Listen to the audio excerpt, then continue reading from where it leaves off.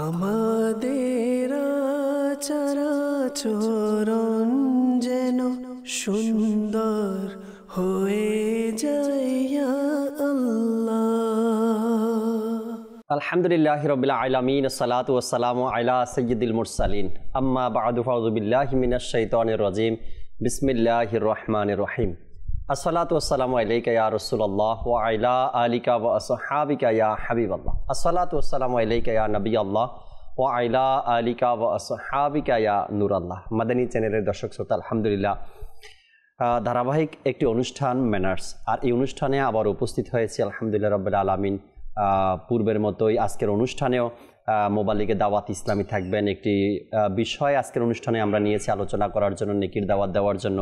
ওই বিষয় আপনাদেরকে জানাবো, পাশাপাশি আপনাদের কল আর SMS-গুলো আমাদের অনুষ্ঠানে আমরা নেওয়ার ইনশাআল্লাহ তাবারক ওয়া তাআলা চেষ্টা করব। নবী রাহমাত শাফি উম্মাত সাল্লাল্লাহু তাআলা আলাইহি ওয়াসাল্লামের আলিশান ফরমান, যে ব্যক্তি আমার উপর দৈনিক 50 বার করে দুরূদ শরীফ পাঠ করবে, ইনশাআল্লাহ তাবারক ওয়া তাআলা কাল কিয়ামতের ময়দানে আমি তার সাথে মুসাফা করব। এই হাদিসে পাক নবী পাক সাল্লাল্লাহু তাআলা আলাইহি ওয়াসাল্লামের পবিত্র জবান মোবারক থেকে ইরশাদ করেছেন, উম্মতের মধ্যে যে ব্যক্তি দৈনিক 50 বার করে দুরূদ শরীফ পাঠ করবে, আল্লাহ তাবারক ওয়া তাআলার আখিরি নবী হুজুর সাল্লাল্লাহু আলাইহি সাল্লাম তার সাথে মুসাফা করবেন। সাল্লু আলাল হাবিব সাল্লাল্লাহু তাআলা আলা মুহাম্মদ সাল্লাল্লাহু তাআলা আলাইহি ওয়াসাল্লাম। দর্শক শ্রোতা, আজকের প্রোগ্রামে ইনশাআল্লাহ তাবারক ওয়া তাআলা চমৎকার এক বিষয় আমরা রেখেছি আলোচনা করার জন্য, নেকির দাওয়াত দেওয়ার জন্য। সবাই দাবি করবে আমি মুসলমান, আর এটাই সবাই দাবি করে আমি মুসলমান। মুসলমান দাবি করা এক জিনিস, আর মুসলমান হওয়া আর এক জিনিস। জি, হয়তোবা শব্দটা শুনে আপনার কাছে একটু আনইজি ফিল হচ্ছে, এটা কেমন কথা? মুসলমান দাবি করা এক জিনিস, আর মুসলমান হওয়া আর এক জিনিস। আবার সেই মুসলমানের মধ্যেও দর্শক শ্রোতা একটু যদি আমি আপনাদেরকে আরও ক্লিয়ার করি, এক মুসলমান দাবি করা, দ্বিতীয়ত মুসলমান হওয়া, আরেকটা হলো প্রকৃতপক্ষে মুসলমান। প্রকৃত যে মুসলমান আছে, সেই প্রকৃত মুসলমান বা মুমিন, প্রকৃত মুমিন, এই মানুষগুলো কেমন হয়ে থাকে, প্রকৃত মুসলমান কেমন হয়ে থাকে। একটা হলো আমি নিজে দাবি করলাম আমি মুসলমান, আরেকটা হলো যে হাকিকতেই প্রকৃতপক্ষে আমি মুসলমান। এই দুইটা জিনিসের মধ্যে কিন্তু পার্থক্য আছে, ব্যবধান আছে। যেটার মধ্যে দাবি হয়ে থাকে সেটার মধ্যে হাকিকত খুঁজে পাওয়া যায় না, আর যেটা দাবি ছাড়াই হাকিকতের, সেটার মধ্যে কোনো নকল থাকে না বা কোনো বেরং থাকে না। এক হলো মুসলমান, আর এক হলো প্রকৃত মুসলমান। আজকে আমরা এই অনুষ্ঠান ইনশাআল্লাহ তাবারক ওয়া তাআলা প্রকৃত মুসলমান নিয়ে কিছু কথা, কিছু আলোচনা, কিছু দিক নির্দেশনা আপনাদের সামনে তুলে ধরার আমরা চেষ্টা করব ইনশাআল্লাহ তাবারক ওয়া তাআলা। দেখবেন, যখন কোনো জিনিস ব্যক্তিগত হয়, কোনো জিনিস সেটা ব্যক্তিগত, তখন বলবে এটা আমার। আর আমার জিনিসটাকে মানুষ হেফাজত কিভাবে করে? যতটুকু সম্ভব হয় সেভাবেই সে চেষ্টা করে ওইটাকে হেফাজত করার জন্য। যখন আরেকটা জিনিস ইজতেমাইভাবে হয়, সবার হয়, সকলের হয়, সেটা কিন্তু বলবে না এটা আমার, সেটা আমার বলে না, এটা ওই জিনিসটার ব্যাপারে বলে এটা আমাদের।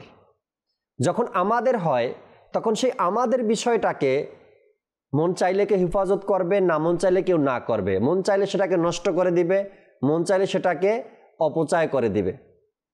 ঠিক মুসলমান আর প্রকৃত মুসলমান দুইটাকে একভাবে নেওয়া যাবে না।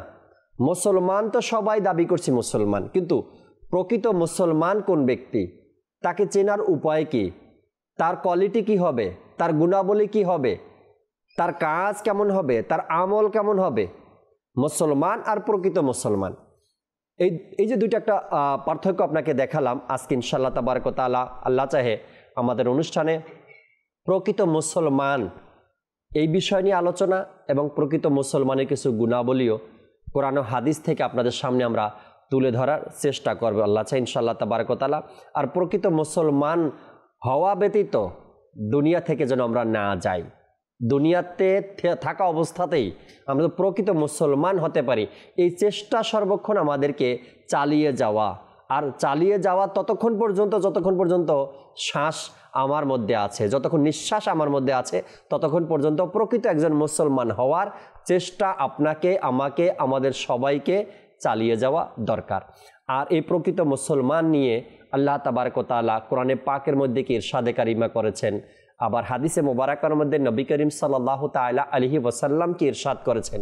আমাদের সমাজের মধ্যে যে মুসলমান আছে, এই সকল মুসলমানদের মধ্য থেকে আমরা প্রকৃত মুসলমান কিভাবে খুঁজে পেতে পারি, কিভাবে আমরা চিনব, আর কিভাবে তাদের গুণাবলী দেখে আমরা বুঝতে পারবো, এটাও একটি বিষয়। এ নিয়েও কিছু কথা বলার চেষ্টা করব। আমাদের সাথে আজকের প্রোগ্রামে আলহামদুলিল্লাহ দুইজন বিজ্ঞ মুবাল্লিগে দাওয়াত ইসলামী রয়েছেন। একদিকে আমার রফিক ভাই আছেন এবং অপরদিকে আমাদের মনোয়ার ভাই আছেন। আমি মনোয়ার ভাই থেকেই আজকের প্রোগ্রামের শুরুটা করতে চাই। অনুষ্ঠান, ম্যানার্স আর আজকের বিষয় প্রকৃত মুসলমান। মনোয়ার ভাই যদি এ বিষয় নিয়ে কিছু বলতেন আমাদেরকে। বিসমিল্লাহির রহমানির রহিম। আলহামদুলিল্লাহ, আমরা মুসলমান। জি। আর প্রকৃতপক্ষে আমাদের ইমানের অবস্থা এবং মুসলমানিত্ব এর যে তাকাজা, যেটা চাহিদা, সেটা কতটুকু আছে এটা আল্লাহ পাকই ভালো জানে। তবে আমরা দোয়া করি আমাদের দিন দিন ইমানের মধ্যে মজবুতি আসুক, আমিন। প্রকৃত মুসলমান হওয়ার ক্ষেত্রে আমরা যাতে সফল হয়ে যাই। প্রকৃত মুসলমানের সংজ্ঞা এটা আমরা যদি ধরি, যে আসলে প্রকৃত মুসলমান, প্রকৃত শব্দটা যখনই অ্যাড হয় তাহলে এর কিন্তু গুরুত্ব, গুণাগুণ অনেক বেড়ে যায়। তারপর যেটা মুমিন বলি, জি, মুত্তাকি বলি, এভাবে এক একটা ধাপ আছে। জি, এক একটা ধাপের মধ্যে এক একটা কোয়ালিটি অ্যাড হয়ে যায়, বৈশিষ্ট্য অ্যাড হয়ে যায়, গুণাবলী বেড়ে যায়। আচ্ছা, হাদিসে পাকের মধ্যে মুসলমানের সংজ্ঞা হযরত আব্দুল্লাহ ইবনে আমর রাদিয়াল্লাহু তাআলা আনহু থেকে বর্ণিত। তিনি বলেন, রাসূলুল্লাহ সাল্লাল্লাহু আলাইহি ওয়াসাল্লাম বলেছেন, পূর্ণাঙ্গ মুসলিম সেই ব্যক্তি যার হাত ও মুখ থেকে অন্য মুসলিম নিরাপদ থাকে। সুবহানাল্লাহ। আর প্রকৃত মুহাজির, হিজরতকারী হলো সেই ব্যক্তি যে সব কাজ পরিত্যাগ করেছে, যেসব কাজ করতে আল্লাহ নিষেধ করেছেন। বুখারী ও মুসলিম শরীফের মধ্যে, মিশকাত শরীফের মধ্যে হাদিসটি আছে। তো চিন্তা করুন, এর মাধ্যমে আমরা কিন্তু খুব সুন্দরভাবে বুঝতে পারলাম যে মুসলমানের বৈশিষ্ট্য কেমন হবে। সে কিন্তু শুধু পোশাক পরলো মুসলমান, সে নিজে মুখে বলল মুসলমান না, বরং মুসলমান হওয়ার জন্য এবং মুসলমানিত্ব বজায় রাখার জন্য তার মাধ্যমে অন্য কোনো সৃষ্টি কষ্ট পেতে পারবে না। অন্য কোনো সৃষ্টির মধ্যে সর্বশ্রেষ্ঠ সৃষ্টি কি মানুষ, তারা সম্পূর্ণ তার থেকে নিরাপদ থাকবে। রাইট। তার হাত দ্বারা, তার মুখ দ্বারা। এখন আমি এক জায়গার মধ্যে খুব সুন্দর মিষ্টভাষী, আরেক জায়গার মধ্যে কর্কটভাষী গিয়ে একই কারণে আমি এক জায়গার মধ্যে মিষ্টভাষী কেন? সোশ্যাল মিডিয়া, জি, আমাকে দুনিয়া দেখছে। এখন এই জায়গার মধ্যে আমি হাস্যোজ্জ্বল মুখে কথা বলতে হবে, মিষ্টভাষী হতে হবে, বা আমি দুনিয়াবি কোনো কর্মক্ষেত্রের মধ্যে জব করি, তো সেখানে দেখা যায় আমাকে আমার পরিবারের লোক তো নেই। এখন যারা আছে তারা কোনো কিছু হলে ভাইরাল করে দিবে।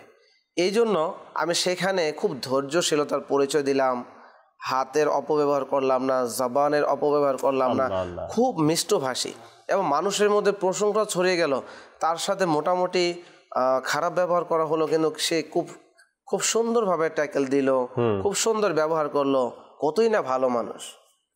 এই ব্যক্তিটা যদি পরিবারের মধ্যেও এরকম হয়, এই ব্যক্তিটা যদি তার অধীনস্থ কর্মচারীর সাথে এমন হয়, তাহলেই আমরা বলতে পারবো সে হলো প্রকৃত মুসলমান। কিন্তু সে যখন একটা জায়গার মধ্যে একরকম, আরেকটা জায়গায় একই কারণে আরেক রকম, তাহলে তার প্রকৃত পরিচয় খুঁজে পাওয়া যায় না। আমার নবীর মোবারক আদর্শের মধ্যে আমরা জীবনের মধ্যে পড়েছি, আল্লাহু আকবার, ঘরের মধ্যে বিবিদের সাথে এমন আচরণ ছিল যে প্রত্যেকে আমার নবীকে ভালোবাসত। প্রত্যেকে কে কিভাবে নবীকে খুশি করব, এই প্রচেষ্টায় রত থাকতো। আমার নবীও সবাইকে খুব সুন্দরভাবে সময় দিতেন। সুবহানাল্লাহ। যেমন ব্যবহার ঘরে ছিল ঠিক তেমন আমরা যদি বাজারের মধ্যে দেখি যে গ্রাম্য ব্যক্তি এসে আমার নবীর চাদর মুবারকে টেনে গলা মুবারকের মধ্যে দাগ বসিয়ে দিয়েছে, তারপর আমার নবী মুস্কি হাসি দিয়েছে। তো আমার নবী সাল্লাল্লাহু আলাইহি ওয়াসাল্লাম যেমন ঘরের মধ্যে তার জবান, হাত মুবারক, অঙ্গ প্রত্যঙ্গ দ্বারা সবাইকে খুশি করেছিলেন, ঠিক তেমন যে বাজারের মধ্যে মানুষ, ভালো মানুষও গেলে বিরক্ত হয়ে যায় জাকির ভাই, যে কেনাকাটার মধ্যে, জ্যামজটের মধ্যে, সব জায়গার মধ্যে একটা বিরক্তি বোধ করে এবং কখনো কখনো বলিয়ে ফেলে, জবানের অপব্যবহার করে। কিন্তু আমার নবী সেই গ্রাম্য লোককে দেখে মুস্কি হাসি দিয়েছেন যে সে তো সুশিক্ষার সেই নূর তার মধ্যে নেই, তার মাধ্যমে এই আচরণটা প্রকাশ পাওয়াটা স্বাভাবিক। আমার ঘরে বাইরে সব জায়গার মধ্যে যখন হুসনে আখলাক থাকবে তখনই তো এই মানুষগুলো হেদায়েতের পথে চলে আসবে, আল্লাহ পাকের লাইনের মধ্যে চলে আসবে, আল্লাহর ভালোবাসা তাদের অন্তরে বসে যাবে। সুবহানাল্লাহ। Right right right. এভাবে করেই একজন প্রকৃত মুসলমান যে সে নিজের আখলাক, নিজের চরিত্র, নিজের আচার আচরণ, নিজের কথাবার্তা, নিজের লেনদেন, নিজের ওঠা বসা, নিজের ইবাদতের মাধ্যমে সেই ব্যক্তিকে চেনা যায় যে এই ব্যক্তি হাকিকতে একজন মুসলমান, প্রকৃতপক্ষে একজন মুসলমান এই ব্যক্তি।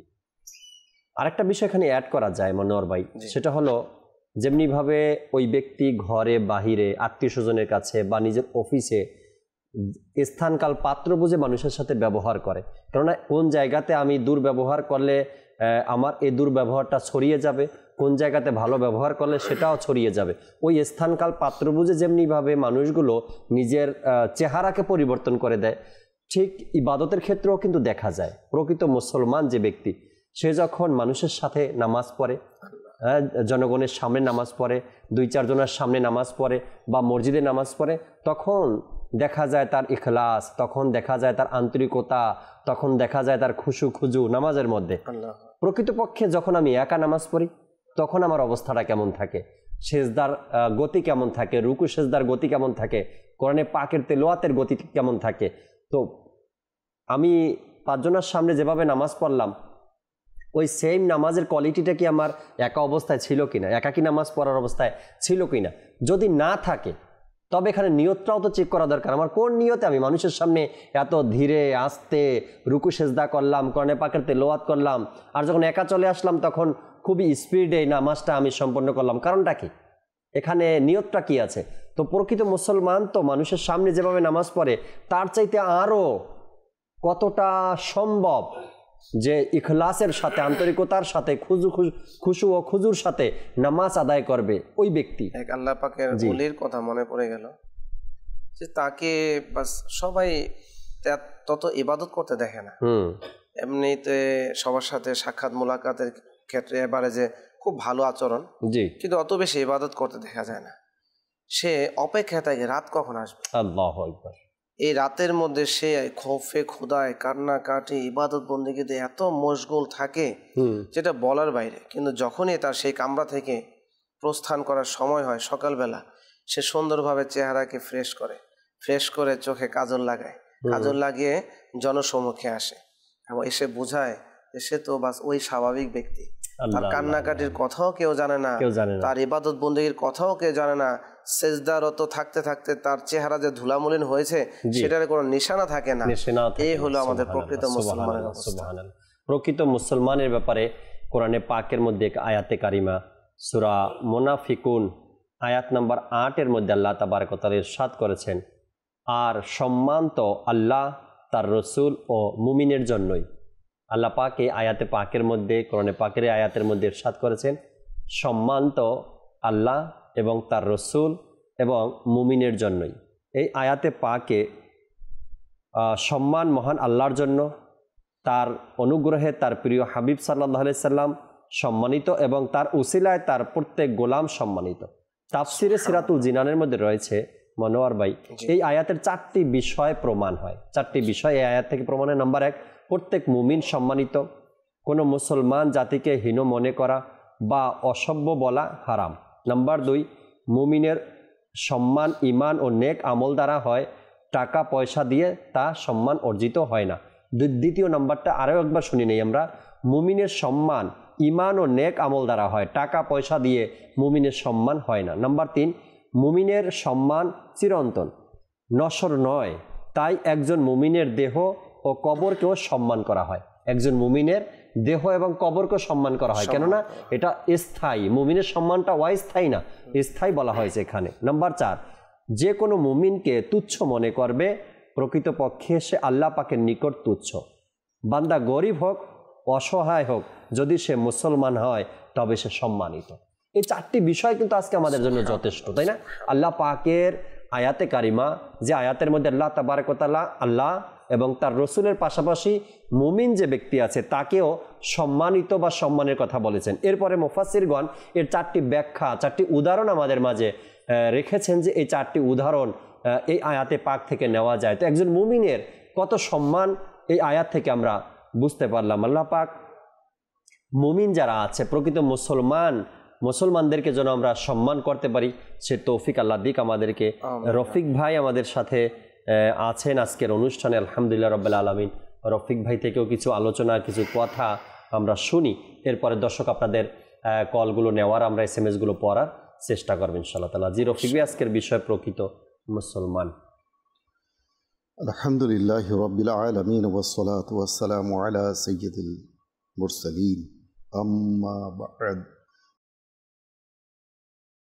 আজকে যে বিষয়টা দেয়া হয়েছে, প্রকৃতপক্ষে আজকের এই বিষয়টা যেন আমাদের কাছে বিষয় না, মনে হচ্ছে যেন কেউ আমাদের সামনে আমাদের আয়নাটা আমাদের চেহারা। আল্লাহু আকবার, আল্লাহু আকবার। একজন মুসলমানের সামনে যখন কোনো মিরর, কোনো আয়না, দর্পণ যখন ধরা হয়, সেই মুসলমান তার স্বরূপটা আয়নার মধ্যে দেখতে পায়। তো কাজেই আমরা মুখে অনেক সময় অনেক কিছুই বলি, যেটা মনোয়ার ভাই বললেন, আমিও তার সাথে এটা একাত্মতা প্রকাশ করছি, কিন্তু তার কতটুকু আমল আমার নিজের মধ্যে আছে। অর্থাৎ নিজের অ্যাকাউন্টেবিলিটি করা।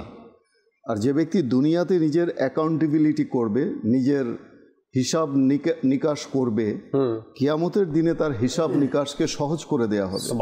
এবং কোথাও কোথাও এসেছে যে আল্লাহ তাআলা তার হিসাবই নেবে না, নিতে লজ্জাবোধ করবে, যে এই বান্দা তো দুনিয়াতেই তার পাপ আর পুণ্যের হিসাব নিজেই নিত, নিজের হিসাব নিজেই করত, আজ তার হিসাব কি নিব। অর্থাৎ নিজ বদন্যতার দায়িত্বে আল্লাহ তাআলা তাকে ক্ষমা করে দেবেন। আল্লাহ তাআলার রহমত, আল্লাহ তাআলার বদানত। তো আমাদের বুজুর্গানে কেরাম এমনই ছিলেন, যেভাবে বললেন মনোয়ার ভাই, যে নিজের যে অ্যাকাউন্টেবিলিটি সেটা নিজেই করতেন, দিন শেষে হিসাব করতেন, খতিয়ান, আয় ব্যয়ের হিসাব আমরা করি। বিশেষত যারা বিজনেসম্যান থাকি, আমরা সারাদিন ব্যবসা বাণিজ্য করার পর খতিয়ানটা নিয়ে, একটা ব্যালেন্স শিট যেটাকে বলা হয়, এটা আমরা টানি, যে আজকে কত প্রফিট হলো, কত সেল হলো, কত আমার স্টক আছে, এটা পুরো একটা খতিয়ান মিলায়।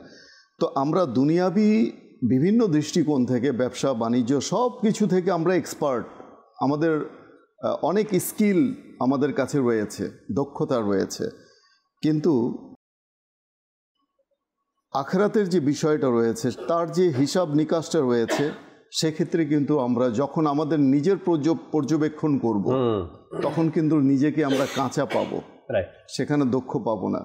আমরা একে অপরের দিকে অনেক সময় আমরা করি না, ধারণা করি, হ্যাঁ আরে এই লোকটাই তো এমন, হ্যাঁ এর ব্যাপারে এই কথাটা ঠিক, ওর ব্যাপারেই বলা হচ্ছে। দেখেন শয়তান কিভাবে আমাদেরকে ধোঁকা দেয়, তখন অন্যের প্রতি আমাদের ধারণা যায়, আরে ওই তো এই যে জাকির ভাই যে কথাটা বললো, যে হ্যাঁ মসজিদে এইভাবে নামাজ পড়তে দেখছি, একা একা নামাজ তো এইভাবে সে তখন এত দ্রুত পড়ে, তো তার তো 2 ধরনের নামাজ সে 2 জায়গায় পড়ছে, তখন অন্যের ব্যাপারে খেয়াল আসে আমাদের। আর অমুককে তো দেখেছে খুব বিনয়ের সাথে নামাজ পড়তে, কখনো এই বিষয় তার সাথে তো যাচ্ছে না, তখনও কিন্তু শয়তান বলে না যে তুমি তোমার নিজের দিকে দেখো, জাস্ট নো দাই সেলফ, তোমার নিজেকে তুমি চেনো। তো তখনও কিন্তু আমরা ধোকায় পড়ে যাই, অমুকের দিকে গুমান করি, অমুকের ব্যাপারে ধারণা করি, প্রকাশও করে যায়। ভাই অনেক সময় দেখা যায় যে এভাবে বলে, এই যে কথাগুলো বলছে না, এ কিন্তু তোমার জন্য বলছে, এই কথাগুলো বলছে না, এই কথা কিন্তু আমাদের এলাকার অমুক ব্যক্তির জন্য বলছে, এভাবে কিন্তু প্রকাশও করে দেয় অনেক সময়। তো আসলে যেটা বলতে হবে যে ফার্স্ট অফ অল আমি আমার নিজেকে চিন্তা করি, হু অ্যাম আই, আমি কে, আই এম এ মুসলিম। এখন প্রশ্ন হচ্ছে, আমি কি পারফেক্ট একজন মুসলিম? প্রকৃত একজন মুসলিম, যে প্রকৃত মুসলিমের কথা আজকে আলোচনা করা হচ্ছে, যে প্রকৃত মুসলিমের কথা হাদিসে বলা হয়েছে, যেই প্রকৃত মুসলিমের কথা কোরআনে বলা হয়েছে, যেই প্রকৃত মুসলিমের কথা সাহাবায়ে কেরাম বলেছেন, আম্বিয়ায়ে কেরাম বলেছেন এবং তাবেঈন বলেছেন, আইম্মায়ে মুস্তাহিদিন বলেছেন, তো তাদের যে ফরমান রয়েছে, তাদের যে বাণী রয়েছে, তার আলোকে আমি আমার মুসলমানিত্বকে কতটুকু আমি বজায় রাখতে পারলাম না, আমি রিয়ালিটিটা খুঁজে পেয়েছি, এর মধ্যে মানে পারফেক্টনেসটা যে রয়েছে, প্রকৃত মুসলমান আমি কতটুকু নিজেকে প্রকৃত করতে পেরেছি। Islam first and foremost full code of life. ইসলামটা একটা পরিপূর্ণ একটা বিধান, জীবন বিধান, ফুল কোড অফ লাইফ। তো সুতরাং আমাদেরকে ফার্স্ট অফ অল জানতে হবে হোয়াট ডাজ মিন বাই মুসলিম। আমরা ইসলামের সংজ্ঞা তো অনেকেই জানি যে ইসলাম মানে শান্তি, কিন্তু মুসলমান মানে কি? মুসলমান শব্দের অর্থ হচ্ছে আত্মসমর্পণকারী, যে নিজেকে তার রব তাআলার কাছে সমর্পণ করে দিয়েছে, সঁপে দিয়েছে। আচ্ছা, যে ব্যক্তি আল্লাহ তাআলার কাছে নিজেকে সঁপে দেবে পরিপূর্ণভাবে, তার কিন্তু কোনো আর স্বাধীনতা বলতে কোনো কিছু নেই। সে কিন্তু নিজেকে সঁপে দিয়েছে, কারণ সে আর তার না। সে যে বলবে আমি আমার না, সে তার না, সে তো বলেছে আল্লাহ আমি তোমার কাছে সঁপে দিলাম, এখন তুমি আমাকে পরিচালিত করো, আমাকে গুনাহ থেকে বাঁচাও, আমাকে নেক পথে পরিচালিত করো। সে নিজেকে সঁপে দিল। তো এই যে ওয়াদা, এই যে কমিটমেন্ট, এই যে সঁপে দেয়া, এটা তো সেই আলমে আরওয়াতে হয়ে গেছে। যখন রব তাআলা জেনারেল মিটিং কল করলেন, সকলকে ডাকলেন, সকল রূহকে ডেকে প্রশ্ন করলেন, আলাস্তু বিরব্বিকুম? সবাই তদুত্তরে বলল কলু বালা, কলু বালা। Am I not your Lord? They all said, yes, you are our Lord. আমি কি তোমাদের প্রভু নই? তারা সকলেই কি বলল? যে হ্যাঁ, আপনি আমাদের প্রভু। তো যখন সেখানে স্বীকারোক্তি করেই এসেছি, আপনি আমাদের প্রভু, আমরা আপনার বান্দা, তো যখন এই স্বীকারোক্তি হয়ে গেছে, যখন এই প্রতিজ্ঞা হয়ে গেছে, প্রতিশ্রুতি হয়ে গেছে, এখন আর ভঙ্গ করার কোনো অবকাশ নেই। এখন দুনিয়াতে আমি নিজেকে প্রশ্ন করি যে আমি আমার রব তাআলাকে কতটুকু চিনতে পেরেছি, আমি আমার রবের সাথে দেয়া প্রতিশ্রুতিকে কতটুকু রক্ষা করতে পেরেছি।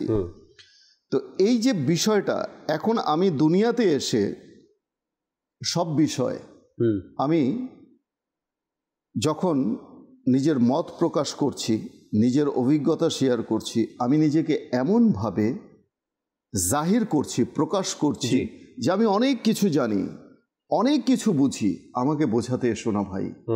আমি একটা কাপড় কিনতে গেলে বারবার কাপড়টাকে দেখে নিচ্ছি যেটা মিহি কিনা। আমি বাজারে সবজি কিনতে গেলে আমি বেগুনটাকে বারবার চেপে চেপে দেখছি। একটা লাউ কিনতে গেলে, কদু শরীফ কিনতে গেলে সেটাকে ক্রেতার অজান্তেই আমি নখ ফুটিয়ে দিচ্ছি। দেখবেন আপনি কদু শরীফ কিনতে গেলে তার চারিদিকে চিমটির আঘাত দেখা যায়, থেকে আসে, কেউ না কেউ তো করেছে। এখন সে করে নিচ্ছে কেন? আমি যেন না ঠকি, আমি যেন প্রতারিত না হই। আর বিক্রেতা কিন্তু এটা পছন্দ করে না যে তার কদুর মধ্যে, কদু শরীফের মধ্যে কেউ আঙুল দিয়ে কি করে দিক, দাগ লাগিয়ে দিক। একটা দেয়ালের মধ্যে আপনি দেখবেন, বিশেষ করে পান দোকানের কাছে যেই দেয়াল থাকে, যত সুন্দরী দেয়াল থাকুক, যে ব্যক্তিই পান খায় চুনটা তার দেয়ালে মুছে চলে যায়, সেই দেয়ালের আকৃতিটাই বিকৃত করে দেয়, ডিফর্ম হয়ে যায়, চেঞ্জ হয়ে যায়। তো এখন ওই কদু শরীফের যদি এই নকশাটা থাকে, চারিদিকে নখের দাগ, ওই কদুটা কিন্তু একসময় বিক্রি হবে না। বিক্রেতার মনে এই ভয় থাকে। তো আমার বলার কথা হলো যে আমি কদু শরীফটাও আমি কি করছি, আঙুল ফুটিয়ে সবার অজান্তে, দৃষ্টির অগোচরে আমি দেখছি যে এটা কুচি কিনা, রাইট? মাছের ফুলকাটা, কানসাটা পর্যন্ত আমি উল্টে দেখি যে এটা তাজা কিনা, right? Am I right or wrong? Right. তো সব কিছুতে আমি আমার বিচক্ষণতার পরিচয় দিচ্ছি, আমার ট্যালেন্টের পরিচয় দিচ্ছি, আমি যে একজন এক্সপার্ট, একজন স্কিল্ড, আমি একজন বুদ্ধিমত্তা সম্পন্ন একজন বিবেকবান ব্যক্তি আমি নিজেকে পরিচয় দিচ্ছি। যখনই ধর্মের বিষয় আসে, যখনই আকায়েদের বিষয় আসে, যখনই বিশ্বাসের ইমানের বিষয় আসে, তখন কেন এত কাঁচা হয়ে যাই, তখন কেন এত একদম মানে জিরোতে চলে আসি, এই বিষয়টা কেন? তাহলে নিশ্চয়ই শুরু থেকে আমি ইলমে দিন এবং যে শরিয়তের যে ইলম রয়েছে, ইসলাম রয়েছে, তা থেকে আমি দূরে রেখেছি। এখন যে যাই বলছে সেটাই আমি মেনে নিচ্ছি। এখন কোনো মানুষ যদি আপনাকে কোনো কিছু খাইয়ে দেয়, আপনি কি খেয়ে নেবেন নাকি ওটা দেখবেন যে আসলে এটা কি? বুদ্ধিমান তো দেখে অন্তত একবার জিজ্ঞেস করতে হবে যে এটা কি। তো আমি যে মুসলমান হলাম, আমি কি কখনো যাচাই করব না যে আমি যার কাছ থেকে শিক্ষা অর্জন করছি বা যার কাছ থেকে জ্ঞান অর্জন করছি, যে আমাকে জ্ঞান দান করছে, সে আমাকে কি জ্ঞান দান করছে? সে কি শহীদ জ্ঞান দান করছে নাকি ভুল জ্ঞান দান করছে? আচ্ছা, আল্লাহ তাআলা দেখুন কোরআনুল কারীমের মধ্যে কি ইরশাদ করছেন। আমি যদি মনোয়ার ভাইকে বলি যে মনোয়ার ভাই আপনি বসুন, এখন মনোয়ার ভাই হয় মনে মনে ভাববে, যদি জ্ঞানী হয় তবে তো ভাববে না, এটাই ভাববে যে আমি তো বসে আছি, আমাকে কেন বসতে বলছে। একজন বসা ব্যক্তিকে যদি আপনি বলেন যে আপনি বসুন, তাহলে সে ভাববে মনে মনে যে এই লোকটা নির্ঘাত মস্তিষ্কের বিকৃতি ঘটেছে, যে আমি বসা লোক, আমাকে বসতে বলছে। হ্যাঁ, তাহলে যে জ্ঞানী হবে সে ভাববে যে আমি তো বসেছি, তারপরেও আমাকে বসার কথা বলা হচ্ছে, কেন বলা হচ্ছে? তাহলে নিঃসন্দেহে আমি বসার হক আদায় করিনি, আমি যথাযথভাবে বসিনি, এজন্য আমাকে বসতে বলা হচ্ছে। ঠিক তদ্রূপ আল্লাহ তাআলা কোরআনুল কারীমের মধ্যে ইরশাদ করছেন, হে মুমিনগণ, তোমরা ইসলামের মধ্যে পরিপূর্ণভাবে প্রবেশ করো। যে O you who have believed enter into Islam completely and perfect and do not follow the footsteps of Satan. Indeed, he is to you a clear enemy. বলা হচ্ছে যে তোমরা ইসলামের মধ্যে পরিপূর্ণভাবে প্রবেশ করো, শয়তানের পদাঙ্ক অনুসরণ করো না, নিশ্চয়ই সে তোমাদের প্রকাশ্য শত্রু। এখন আমি ইসলামের কিছু মানছি, কিছু মানছি না। যেটা আমার বুঝে আসছে আমি সেটাকে মানছি। আমার ইচ্ছে করছে আমি দাড়িটাকে কি করি, একটু করে ছোট করে রাখি, এটা আমার চয়েস, এটা আমার ব্যক্তি স্বাধীনতা। কেন আমাকে পুরো এক মুষ্টি দাড়ি কেন রাখতে হবে, এটা তো আমি বুঝি না। আচ্ছা, লেবাসের মধ্যে কি আছে, পাগড়ির মধ্যে কি আছে, হোয়াই আই শুড, আমাকে কেন মানে পাগড়ি কেন বানতে হবে? তাহলে কি আমি মুসলমান হব না? মুসলমান মানেই যে একেবারে দাড়ি টুবি লেবাস হতে হবে, এটা কে বললো? কোথায় আছে? অর্থাৎ সেখানেও কিছু অ্যালার্জি আছে, যে আমার জাহিরটা কি আমি সাজালেই কি আমি মুসলমান হয়ে যাব, বাতিনটা কি আমার কিছুই না, এটাও একটা শয়তানি ধোঁকা। হ্যাঁ, জাহিরটাকেও সাজাতে হবে, বাতিনটাকেও সাজাতে হবে। আমার যে ইমামা শরীফ, এটা দেখতে হবে যে এটা যে ইসলামী ভাই পড়েছে এটা তার পৈতৃক সম্পত্তি না, এটা নবী করিম সাল্লাল্লাহু আলাইহি ওয়াসাল্লামের সুন্নাতে মুবারাকা।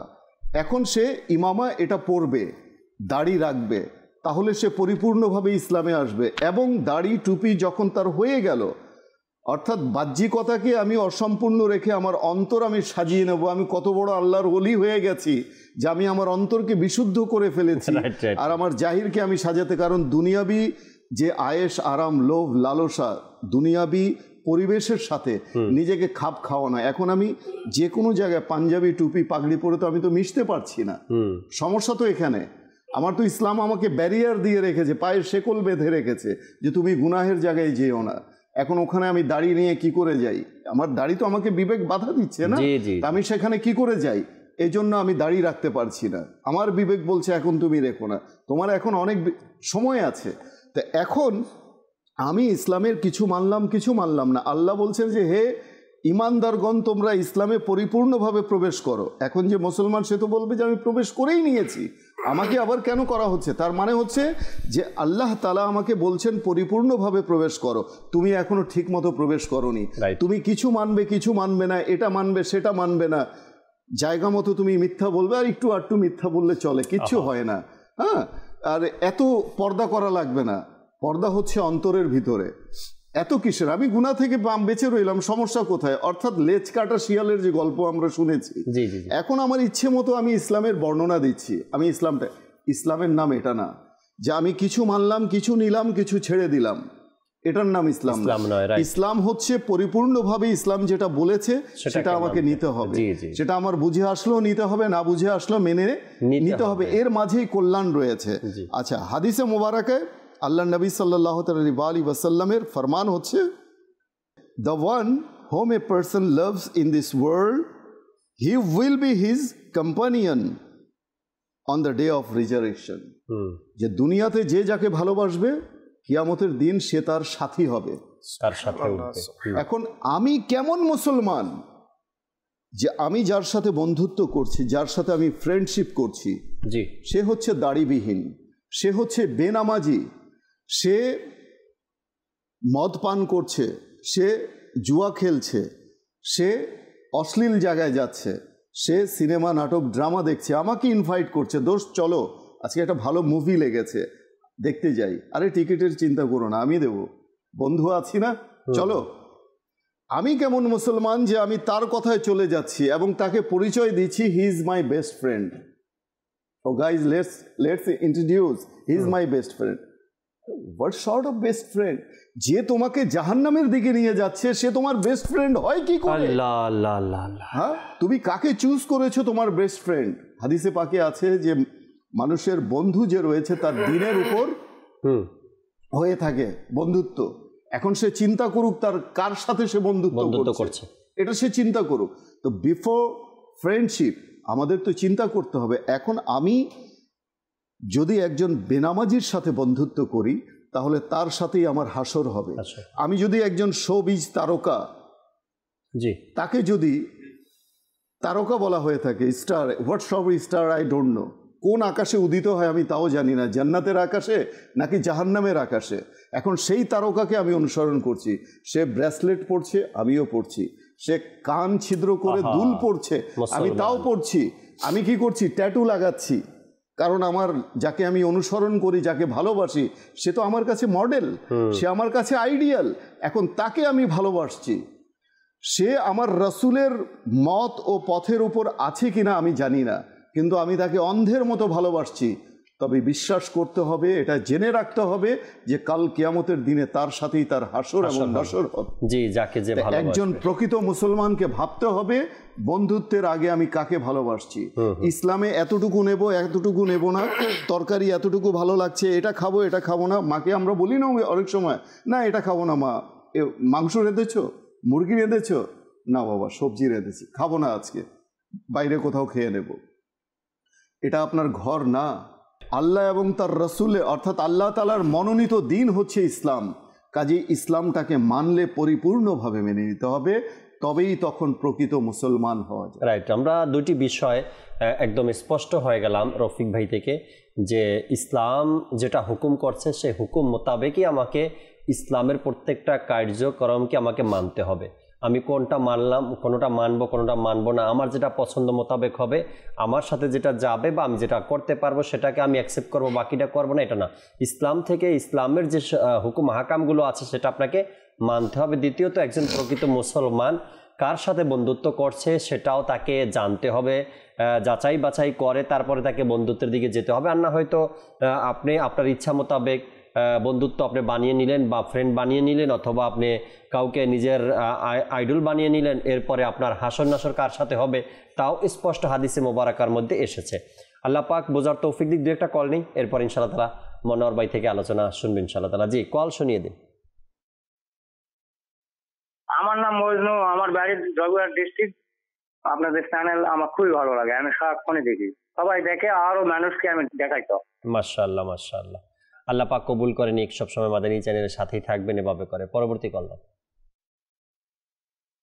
আমার কাছে মাদানী চ্যানেল দেখতে খুবই ভালো লাগে। আলহামদুলিল্লাহ, মাদানী চ্যানেলের মধ্যে নবী সাল্লাল্লাহু আলাইহি সাল্লামের সুন্নাতে মুবারাকা এবং কোরআন হাদিস সম্পর্কে খুব সুন্দর সুন্দর আলোচনা হয়ে থাকে, যা আমাদের জন্য খুবই শিক্ষণীয় এবং অনেক বেশি গুরুত্বপূর্ণ। আমার জন্য দোয়া করবেন এবং আমার ফ্যামিলির জন্য দোয়া করবেন। মাশাআল্লাহ, আল্লাহ পাক কবুল করে নিক, আল্লাহ পাক সুস্থ রাখুক, ভালো রাখুক, আপনাদেরকে দোয়া করি। পরবর্তী কল। আমি বলছি খাগড়াছড়ি থেকে। এই চ্যানেলটা আমাদের খুব ভালো লাগে, চ্যানেলটা যাতে চালু থাকে, এই চ্যানেলটা সবসময় দেখি, আমার চ্যানেলটা খুব ভালো লাগে। একটু দোয়া পাচ্ছি আপনাদের কাছে। আল্লাহ পাক ভালো রাখুক, আপনাকে সুস্থ রাখুক, চ্যানেলটা যেন সবসময় চালু থাকে, এজন্য আপনি কথা বলছেন। আল্লাহ পাক মাদানী চ্যানেলকে সাদু আবাদ রাখুক, প্রত্যেকটা ঘরে ঘরে যেন মাদানী চ্যানেল চালু হয়ে যায়। চেষ্টাও করতে হবে, দোয়াও করতে হবে। যারা মাদানী চ্যানেল দেখছি, আমরা মাদানী চ্যানেলকে সকল ঘরে, সব এলাকাতে চালু করার চেষ্টা করি, এবং যারা দেখে না তাদেরকে দেখার জন্য, মাদানী চ্যানেল দেখার জন্য আমরা দাওয়াত দিতে পারি। আল্লাহ পাক কবুল করেন। আজকের যে বিষয় প্রকৃত মুসলমান নিয়ে আমরা আলোচনা শুনছিলাম, রফিক ভাই থেকে চমৎকার কিছু কথা শুনলাম। একজন প্রকৃত মুসলমান, সে আজান হচ্ছে বা মসজিদে জামাত চলছে, এই সময় মসজিদ থেকে সামনে দিয়ে অতিক্রম করে চলে যায়, একজন প্রকৃত মুসলমান থেকে এটা আশা করা যায় না। অথবা পাড়া প্রতিবেশী কেউ মারা গেল, সে খবর শুনে সেখানে উপস্থিত না হওয়া বা সেখানে সমবেদনা জানানো, এটা একজন প্রকৃত মুসলমানের কাজ। কেননা হক তো না, পাড়া প্রতিবেশীর হকের মধ্যে একটি হক হলো কেউ মারা গেলে তার জানাজায় অংশগ্রহণ করা, কারো দুঃখে দুঃখিত হওয়া, কারো সুখে আনন্দিত হওয়া, প্রকৃত মুসলমানের কাজ এটা। তো এই যে বিষয়গুলো আছে, এগুলো যখন একজন ব্যক্তি জানতে পারবে, বুঝতে পারবে যে প্রকৃত মুসলমানের আলামত কি আছে বা বৈশিষ্ট্য কি আছে, গুণাবলী কি আছে, তখন সে নিজেকে এভাবে তৈরি করবে বা তুলে ধরার চেষ্টা করবে সমাজে। জি মনে হবে বাস্তবিক পক্ষে এটাই যে সার্বিকভাবে যদি কেউ স্টাডি করে, জি, এটাই দেখবে যে জ্ঞান অর্জনের কোনো বিকল্প নেই। যে যত বেশি ধর্মীয় জ্ঞান অর্জন করবে, সেই তত বেশি প্রকৃত মুসলমান হতে পারবে। সূরা ইউসুফের মধ্যে আল্লাহ পাক ইরশাদ করেন, যার অনুবাদ কিছুটা এমন, তাদের বেশিরভাগ আল্লাহকে বিশ্বাস করে অথচ সেই সঙ্গে সঙ্গে শিরক করে। জি, তো প্রকৃত মুসলমান সে বড় শিরক, ছোট শিরক, এমন কিছু শিরক রয়েছে যেটার কারণে ঈমান তো ধ্বংস হবে না, কিন্তু তার আমল আস্তে আস্তে বরবাদ হতে থাকবে এবং এক সময় তার ঈমান চলে যাওয়ার সম্ভাবনা থাকে। এখন এই বিষয়টা সে জানবে কিভাবে?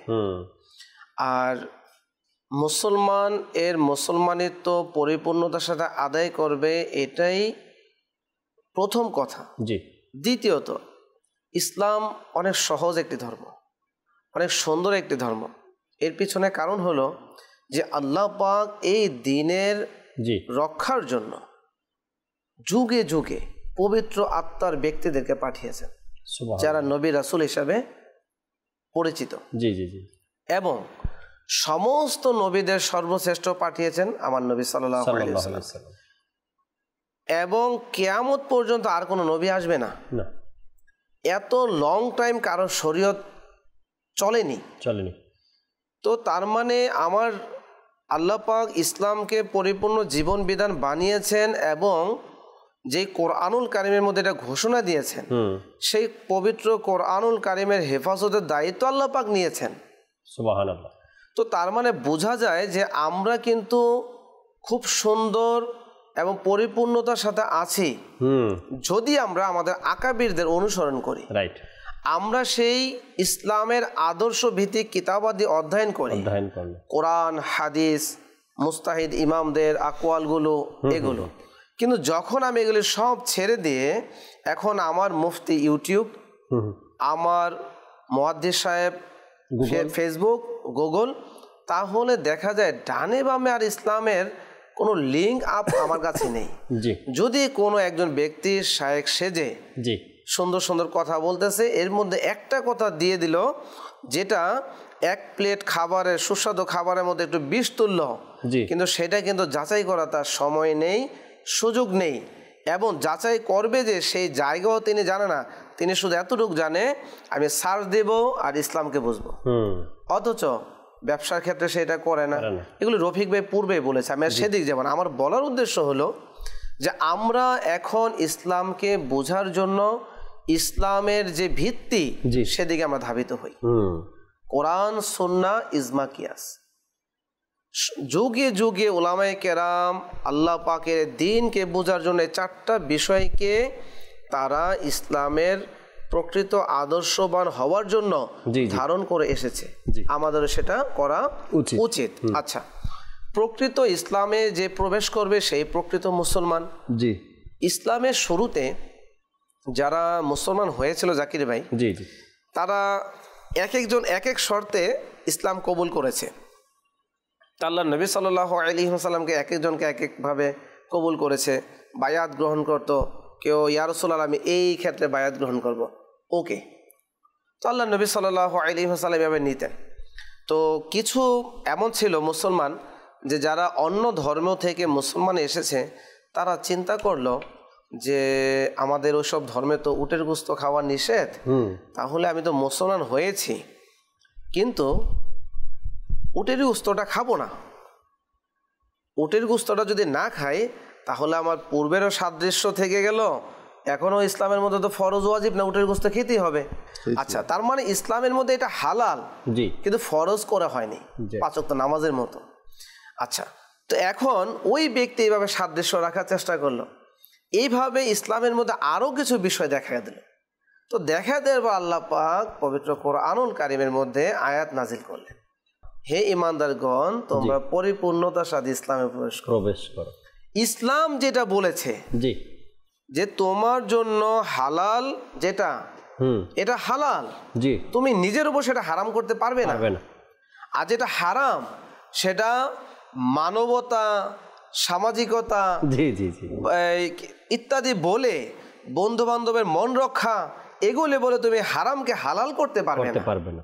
অতএব তোমাকে পরিপূর্ণ ইসলামের মধ্যে প্রবেশ করতে হবে এবং পরিপূর্ণ আদর্শ মানতে হবে। এখন এই জিনিসটা কি জুলুমের মতো মনে হচ্ছে? না, ইসলাম কতটা সহজ আমি একটু বলি।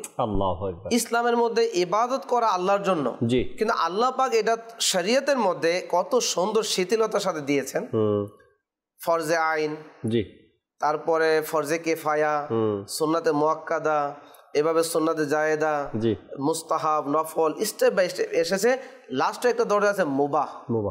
আচ্ছা, তারপরে স্পষ্ট হারাম, স্পষ্ট হালাল। তার মানে ভাগ করেছে। আপনি এখন যোহর নামাজ পড়ছেন জাকির ভাই, 4 রাকাত সুন্নাতে মুআক্কাদা পূর্বে, এমন অসুস্থ এখন 4 রাকাত সুন্নাত পড়তে পারছেন না, সুন্নাতে মুআক্কাদা, এটা যদি কেউ ছাড়ার অভ্যাস করে সে গুনাহগার হবে। 1-8 বার যদি ছুটে যায় সেটা মাফ। আচ্ছা, 4 রাকাত ফরজ আইন নামাজ পড়ছেন, পরে আপনি 2 রাকাত সুন্নাত পড়বেন। এই 2 রাকাত সুন্নাতের যে হুকুম, পূর্বে 4 রাকাত সুন্নাতের একই হুকুম। এরপরে 2 রাকাত নফল নামাজ পড়লে জাকির ভাই অনেক ফজিলত হাদিসে পাকের মধ্যে এসেছে, এবং জাহান্নামের আগুন থেকে বাঁচারও তার জন্য খুশখবরই আছে। সুবহানাল্লাহ। কিন্তু যদি 2 রাকাত না পড়েন কখনো গুনাহগার হবেন না। এই যে সহজ, প্রতিবেশীর হকের মধ্যে আছে, মুসলমানের হকের মধ্যে আছে, জানাজার মধ্যে অংশগ্রহণ করবেন, কিন্তু এখন আপনি জানাজা যেতে পারলেন না, এমন কোন ইম্পর্টেন্ট কাজের মধ্যে আটকা পড়ে গেলেন। এখন আপনাকে ইসলাম এবং প্রতিবেশী আপনার প্রতি খারাপ ধারণা রাখার সুযোগ নেই। কেন? জানাজার নামাজ ফরজে কিফায়া ইসলাম সহজ করে দিয়েছে। কয়েকজন ব্যক্তি যদি আদায় করে দেয় আপনার পক্ষ থেকে ফরজ আদায় হয়ে যাবে, আপনি গুনাহ থেকে মুক্ত। কিন্তু 5 ওয়াক্ত নামাজ আপনার প্রতিবেশীর মধ্যে থাকেন আর একা থাকেন আর মঙ্গল গ্রহে থাকেন, আপনাকে 5 ওয়াক্ত নামাজ পড়তে হবে। এটা রফিক ভাই আদায় করে দিলে হবে না। তো এই যে বিষয়টা, তার মানে এই যে বিষয়টা 30টা রোজা, 5 ওয়াক্ত নামাজ, এরকম কিছু বিষয় আছে যেটা একান্তই ফরজ। আর বাকি কাজের মধ্যে আল্লাহ পাক এত সুন্দরভাবে শিথিলতার সেই সিস্টেম রেখেছে যে ইসলামকে কঠিন বলার কোনো অবকাশ নেই। হ্যাঁ, আপনার মুস্তাহাব, এটাকে মুস্তাহাব হিসেবে স্বীকার করতে হবে। এটাকে অস্বীকারকারী আবার কঠিন হুকুম তার উপরে চলে আসবে। কিন্তু মুস্তাহাব পালন করলে সওয়াব, না পালন করলে গুনাহগার হবে না। আপনাকে কেউ জোর করে না। কিন্তু আপনি যদি অস্বীকার করেন তাহলে ইসলাম আপনাকে হুকুম আপনার উপর বর্তাবে। তো এইভাবে আলহামদুলিল্লাহ ইসলাম সহজ, আমরা জানি এবং মানি, তাহলে ইনশাআল্লাহ প্রকৃত মুসলমান প্রকৃত মুসলমান হওয়া সহজ কাজ, একদম সহজ কাজ এটা প্রকৃত মুসলমান হওয়া। কিন্তু মুসলমান সাজা একটা বিষয়, মুসলমান হওয়া আর একটা বিষয়। আমি শুরুতেই যে কথাটা বলছিলাম, এক হলো দাবি করা মুসলমান আমি, আর এক হলো প্রকৃতপক্ষে মুসলমান হওয়াটা। একটা হলো দাবি করা, একটা হলো হওয়া। আর এখানে মুসলমান দাবি করাটা আর আল্লাহ পাক আপনাকে আমাকে কবুল করা, এটা আবার দুইটা ভিন্ন। একটা হলো কি দাবি করলাম আমি তো মুসলমান, মাঝে মধ্যে এমন দর্শক আপনাদের সাথে হয় হয়তো বা, এমন কোথাও গিয়ে পৌঁছালেন, এমন কোথাও গিয়ে বসলেন, এমন কোথাও গিয়া সময় অতিবাহিত করছেন ওই জায়গাতে, সেটা গাড়ির কাউন্টার হতে পারে, সেটা চায়ের দোকান হতে পারে, সেটা অন্য কোনো জায়গাও হতে পারে। সেখানে দেখবেন এমন এমন লোক এমন এমন কথা বলছে, আপনি হয়তো বা হতভম্ব হয়ে তাকিয়ে থাকবেন, এই লোকটার মুখে দাড়ি নেই, এত বড় লম্বা লম্বা কথা কিভাবে বলছে সে। একটু আগে যে মনোহর ভাই বললেন যে আজ আমরা অনুকরণ করার জন্য ইউটিউবকে নিয়েছি, আজ আমরা গুগলকে নিয়েছি, আজ আমরা বিভিন্ন ওয়েবসাইটকে নিয়েছি অনুসরণ আর অনুকরণ করার জন্য। দেখবেন কিছু লোক এমন আছে চায়ের দোকানে, কাউন্টারে বসার এবং বিভিন্ন জায়গাতে তারা ইসলামকে নিয়ে এমন এমন কথা বলছে, যদি জিজ্ঞাসা করেন হয়তোবা তার পুরো ঘরের মধ্যে বা পরিবারের মধ্যে বা আত্মীয় স্বজনের মধ্যে একজন আলিম পাবেন কি না তাও হয়তো সন্দেহ হয়। কিন্তু সে যে কথাগুলো বলছে, ওই যে এখন এমন কিছু সিস্টেম তারা বুঝে গেছে, যেখান থেকে নিজে কিছু জানুক আর না জানুক ওখান থেকে বাংলা পরে পরে এরপরে এগুলো আপনাদের সামনে বলছে। একটু অ্যাড করি, কথাটা পরিপূর্ণ হবে। জি জি জি। তো প্রশ্ন আসতে পারে, আপনারা তো সোশ্যাল মিডিয়ায় বসে আছেন, হ্যাঁ, ইলেকট্রনিক মিডিয়ার মধ্যে, তো আমাদের বলার উদ্দেশ্য হলো এটা যে সোশ্যাল মিডিয়া ছাড়া এখন মানুষ প্রায় অচল। যদি দুনিয়ার মধ্যে সোশ্যাল মিডিয়ার মাধ্যমে গুনাহ না হয় তাহলে দাওয়াত ইসলামের সোশ্যাল মিডিয়া রাখবে না। রাইট। দাওয়াত ইসলামের কাজ হলো প্রত্যেকটা ডিপার্টমেন্টের প্রকৃত ইসলামের আদর্শকে পৌঁছে দেওয়া, আর যেখানে গুনাহ সেখানে নেকির পয়গামকে পৌঁছে দেওয়া। এই জন্য আমরা, আর আরেকটা বিষয় হলো আমার বলার উদ্দেশ্য, আমরা সোশ্যাল মিডিয়া যতটুকু পারে কম ব্যবহার করব। যদিও করি পেলাম ইসলাম মনে করে এটা নিজে আমলের আগে আমাদের প্রবণতা হলো শেয়ার করা। জি, আসলে আদৌ এটা যাচাই করলাম কিনা, হাদিসে পাক আছে কিনা, কোরআন আয়াত কিনা, জানলাম না, বুঝলাম না, শেয়ার করলাম। তাহলে মনে রাখতে হবে ভুল মেসেজ ইসলামের পক্ষ থেকে দেয়া এটা কিয়ামতের দিনে গ্রেফতার হওয়ার আলামত। আপনার কোনো কিছু ভালো লাগে, আপনি নিকটবর্তী কোনো আলিমের দিনের সাথে পরামর্শ করেন, আমি হুজুর মেশকাত শরীফে এই আদেশটা শুনলাম, আসলে দেখেন তো আসলে আদৌ কোনো কিতাবের সাথে এবারও ঠিক আছে কিনা, তর্জমা ঠিক আছে কিনা, আমি তো আরবি পারি না। রাইট, আচ্ছা, তারপর কোরআনের আয়াতে কারিমা আমরা শুনলাম, তো দেখেন তো আসলে কি এই আয়াতে কারিমার এই তর্জমা কিনা।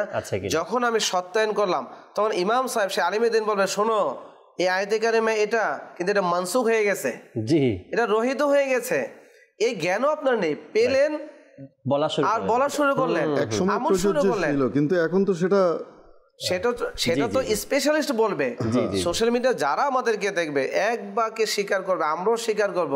কেউ যদি অনেক কিতাব পড়ে বলে ভাই আমি এখন অপারেশন করব, আপনার বাবাই আমার প্রথম রোগী, কেউ যাবে না আমরা, তো ভাই আগে আমি আমার বাসের টিকিট কাটি, আপনি একটু দূরে থাকেন। তো এখন সোশ্যাল মিডিয়া দেখে যেটা অনন্তকালে জান্নাত, যে ইসলামকে কবুল করার কারণে আমি পাবো, তো সেটা কিভাবে আমি এই সব ক্ষণস্থায়ী ধোঁকাপূর্ণ সোশ্যাল মিডিয়ার উপর নির্ভর করি। এটা তো খুব বারিকি বিষয় বললেন আপনি, খুব সূক্ষ্ম বিষয়। জি, মোটা কিছু কথা আছে, মোদ্দা কথা যেটাকে বলি, কোরআন হাদিস মানি, ইজমা কিয়াস কি, এটা কোত্থেকে আসলো? এটা কি চন্দ্র থেকে আসছে না মঙ্গল গ্রহ থেকে আসছে? কোরআন মানি, হাদিস মানি না, হাদিস মানি, কোরআন মানি না, এই যে বিষয়গুলো। আচ্ছা, ইমামের কি দরকার, মুজতাহিদগণের কি দরকার? আপনার একটা জিনিস দেখবেন যে কোরআন পড়ে একজন মানুষ সব কিছু কিন্তু জেনে নেওয়া সম্ভব না যদি সে কোনো প্রকৃত আলিমের কাছে কোরআনটা না শেখে। আর কোরআন শিখতে হলে হাদিসের মধ্যে আগে মনোনিবেশ করতে হবে, হাদিস পড়তে হবে। এখন একজন ব্যক্তি সে একটা অজুর ঘটির মধ্যে পানি নিল, বদনার মধ্যে, সে কি করলো, তার না জানার কারণে মাসআলা, যেমনটি ওলামায়ে কেরাম বলেন যে সে তার আঙুল আগে ডুবিয়ে দিল, পাত্রটা নিতে গিয়ে সে পাত্রের মধ্যে আঙুল ডুবিয়ে দিল। এখন কি সেই পানি দিয়ে অজুদ হবে? সেই পানি দিয়ে তো অজু হবে না, এটা তো মায়ে মুস্তামিল হয়ে গেল, মায়ে মুস্তামাল যেটাকে না, মুস্তামিল অর্থাৎ ব্যবহৃত পানি হয়ে গেল। এখন সেই পানি শরীয়ত বলছে ফেলে দিলে অপচয় হবে, আর সেই পানি দিয়ে অজু হবে না।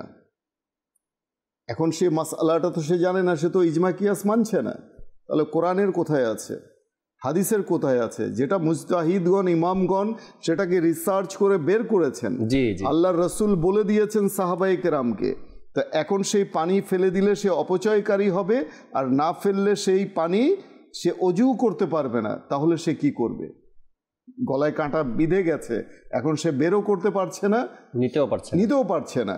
তাহলে ইজমা কিয়াসের মাধ্যমে যেটা আমরা বলি যে মুজতাহিদগণ যারা ইমাম রয়েছেন, ফকি রয়েছেন, তারা বলেছেন যে সেই পানির মধ্যে আবার একটু ফ্রেশ পানি মিলিয়ে নাও, যখন সেই পাত্র থেকে পানিটা উপচে পড়বে তখন আবার সেটা পূর্ণের পূর্ববর্তী যে রূপ রয়েছে সেটা ফিরে পাবে, অর্থাৎ সেই পানি পবিত্র করার ক্ষমতা সে লাভ করবে। এখন আর ওই মাসালা নাই, তার উপরে ইউজ পানি। হ্যাঁ, তো এখন এই যে বিষয়টা, এখন এগুলো যদি না বুঝি, না জানি, তাহলে আমি কি শুধু একজন নামেই মুসলমান রয়ে যাব? প্রকৃত মুসলমান কবে হব? এই প্রকৃত শব্দটা আমার সাথে কখন আসবে? আচ্ছা, হাদিসে পাকে এসেছে, যা মুসলিম শরীফের মধ্যে, মিশকাত শরীফের মধ্যে রয়েছে এই হাদিসে মুবারাকা। হযরত সাইয়েদুনা আবু হুরায়রা রাদিয়াল্লাহু তাআলা আনহু থেকে বর্ণিত, তিনি বলেন যে রাসূলুল্লাহ সাল্লাল্লাহু আলাইহি ওয়াসাল্লাম ইরশাদ করেছেন, যার জিহবা ও হাত থেকে অপর মুসলিমগণ নিরাপদ থাকে সেই প্রকৃত মুসলিম, আর যাকে মানুষ তাদের জান ও মালের জন্য নিরাপদ মনে করে সেই প্রকৃত মুমিন। এখন আমি চিন্তা করি অ্যাজ এ মুসলিম যে আমার হাত দ্বারা, আমার জবান দ্বারা, আমার চোখ রাঙানি দ্বারা, আমার হুমকি ধামকি দ্বারা কোনো মুসলমান কি নিরাপদে আছে নাকি তটস্থ হয়ে আছে ভয়ে? যদি সে ভয় করে, অর্থাৎ আমার কথাকেও সে ভয় করছে যে না জানি রফিক ভাই কোন কথায় কি বলে ফেলে, আমার মান সম্মানটাই ধুয়ে দেয়, আমি রফিক ভাইয়ের সাথে কথা বলতে গেলে আমার মান সম্মান বাঁচবে না বাবা, আমি বলবো না। এই যে ভয়, এটাও একটা ভয়। রফিক ভাইয়ের জবানকে ভয় পাচ্ছে, রফিক ভাইয়ের হাতকে ভয় পাচ্ছে, রফিক ভাইয়ের ক্ষমতাকে ভয় পাচ্ছে, দাপটকে ভয় পাচ্ছে। তাহলে এই হাদিসের আলোকে সে প্রকৃত মুসলমান হতে পারেনি। তাহলে কখন হব? মৃত্যু তো অল অন এ সাডেন এসে দরজায় নক করবে, হঠাৎ করে আসবে, নিয়ে চলে যাবে। তো এখন কি আমরা শুধু ভাবতেই থাকবো যে আমি প্রকৃত মুসলমান হব? এখন যদি হতে যাই, বেশি মিষ্টি হব, মানুষ আমাকে খেয়ে, একটা কথাই আছে না যে বেশি মিষ্টি হয়েও না, মানুষ তোমাকে খেয়ে ফেলবে। হ্যাঁ, এতটাও মিষ্ট হয়েও না যে মানুষ তোমাকে তুলে একেবারে গিলে খেয়ে। আরে ভাই, তাহলে নম্রতা কেন আছে ইসলামে? বিনয় কেন আছে? আমার আল্লাহ তাআলা বিনয়ী, আর বিনয়কে আমার রব তাআলা পছন্দ করেন। আমার রব তাআলা নম্রতাকে পছন্দ করেন। ঝগড়া, মারমুখী ভাব, পায়ে পাড়া দিয়ে ঝগড়া করা, মানুষ সব সময় ভয় থাকে এমন মানুষদেরকে নিয়ে, প্রতিবেশীকে নিয়ে। হ্যাঁ, এমন মানুষ সমাজে অহরহ। তো এই মানুষগুলো প্রকৃত মুসলমান কবে হবে?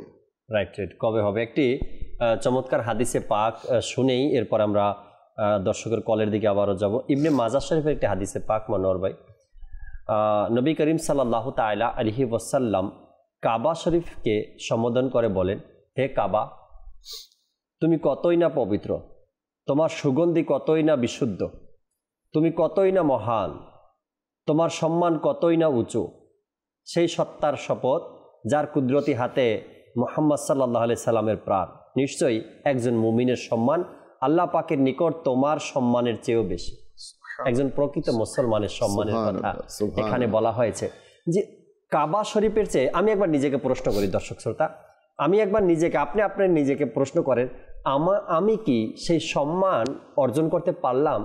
আল্লাহ তাআলার দরবারে কি আমার এতটুকু সম্মান আছে যেই সম্মানের কথা এখন ইবনে মাজা শরীফের হাদিসে পাক শুনলাম, আল্লাহ নবী সাল্লাল্লাহু আলাইহি সাল্লাম প্রথমে কাবা শরীফের প্রশংসা করলেন, তার সম্মানের আলোচনা করলেন, এরপরে বললেন একজন মুমিনের সম্মান আল্লাহর নিকট তোমার চেয়েও বেশি। আমি কি সেই মুমিন? আমি কি সেই মুসলমান যে মুমিনের কথা আল্লাহ রসুল এখানে বলেছেন যে কাবা শরীফের চেয়েও সম্মান বেশি আল্লাহ তাআলার দরবারে? যদি আমি সেই ব্যক্তি না হই তবে আমাকে প্রকৃত মুসলমান হতে হবে। আপনি নিজেকে মুসলমান দাবি করছেন, বা আপনি প্রকৃত মুসলমান, বা আপনি মুসলমানিত্ব বজায় রাখছেন, অথবা আপনি সুরতে মুসলমান। এই হাদিসে পাকটা দিয়ে একবার নিজেকে নিজে চেক করি যে আল্লাহ তাআলার দরবারে কি আমার সম্মান কাবা শরীফের চেয়ে বেশি, যেটা আল্লাহ রসুল হুকুম করছেন বা আল্লাহ রসুল ইরশাদ করছেন যে হে কাবা, আল্লাহর নিকট তোমার চেয়েও একজন মুমিনের সম্মান বেশি। ওই ব্যক্তি কি আমি কিনা? আমি আমার অন্তরকে, আমার হৃদয়কে যদি আমি প্রশ্ন করি, তবে সে বলে দিবে কিভাবে সম্ভব সেটা? কিভাবে হলে তুমি এত সম্মানিত? আজকে দিনে কি করলে? একটু আগে কি করলে? আজকে দিনে কাকে নিয়ে, কার অর্থ সম্পদ নিয়ে, কোন মুসলমানকে নিয়ে, কোন ব্যক্তিকে নিয়ে, কোন প্রতিবেশীকে নিয়ে তুমি কেমন কেমন চিন্তা ভাবনা করেছিলে? আবার তুমি সেই সম্মানের জায়গায় যেতে চাও? যদি আমরা নিজেকে একবার প্রশ্ন করি, তবে প্রকৃত মুসলমান হতে পারলাম কিনা, এই হাদিসে পাক কিন্তু আপনাকে আমাকে স্মরণ করে দিবে, বলে দিবে, বলে না এখনো হতে পারোনি তুমি। কারণ হলো গিয়ে তুমি সকালবেলা উঠে কি করেছিলে মনে নেই? তোমার ঘরের মানুষের সাথে, তোমার পাড়া প্রতিবেশীর সাথে, অসহায় ব্যক্তিদের সাথে, গরিবের সাথে, ছোটদের সাথে কি করছো তুমি? আবার প্রকৃত মুসলমান দাবিও করছো। তো আমাকে বলে দিবে আমার বিবেক যে আমি সেটা হতে পারলাম কিনা, আল্লাহ তাআলার দরবারে কাবা শরীফের চেয়েও আমি সম্মানিত হলাম কিনা। যদি না হতে পারি তবে চেষ্টা চালিয়ে যাওয়া, আবার নিরাশও না হওয়া, যেটা তো কখনো পসিবলই না। আল্লাহ নবী যা ইরশাদ করছেন তা পসিবল। আচ্ছা, আরেকটা বিষয় জাকির ভাই, আমি যে এলাকায় বাস করি, আমি যে মহল্লায় বাস করি, আমি যে গ্রামে বাস করি, কখনো তো কারো কাছ থেকে আমি নিজেকে ভেরিফাই করাইনি। ভাই বলেন তো আমি মানুষ হিসেবে কেমন? আমিও কোনো এলাকায় বাস করি, আপনিও কোনো এলাকায় বাস করেন। কখনো তো আমরা জিজ্ঞেস করে নিই দর্শক, আমার প্রতিবেশীকে, যে ভাই সত্যি করে বলো তো আমি তোমার কাছে কেমন? আল্লাহু আকবার। অর্থাৎ আমার ভিতরে যে ভুলগুলো আছে তুমি নির্দ্বিধায় আমাকে শুধরে দাও, আমি তোমার কৃতার্থ হব, আমি তোমার জন্য দোয়া করব, তুমি আমার কল্যাণকামী হবে, তুমি আমার উপকারী বন্ধু হবে, তুমি আমার ভুলগুলো ধরিয়ে দাও। এই সৎ সাহস কি আমাদের মাঝে আছে? নেই। যদি না থাকে, আজকেই লজ্জার মাথা খেয়ে আমি আমার প্রতিবেশীকে জিজ্ঞেস করি, সে সার্টিফাই করবে আমি কেমন। আমি আমার স্ত্রীকে জিজ্ঞেস করি, কেননা স্বামী কেমন তার চেয়ে আর কে ভালো জানে, স্বামী কেমন স্ত্রীর চেয়ে কেউ ভালো বলতে পারবে না। আমি আমার স্ত্রীকে জিজ্ঞেস করি, আমার সহধর্মীকে জিজ্ঞেস করি যে তুমি বলো আমি কেমন, তুমি সত্যি কথাটা বলো, আমি মনে কষ্ট পাবো না। তাহলে সে যদি বলে তুমি ভালো, আচ্ছা সে ভয় পেয়ে বলছে নাকি নির্ভয়ে, এটাও কিন্তু একটা ফ্যাক্টর, রাইট?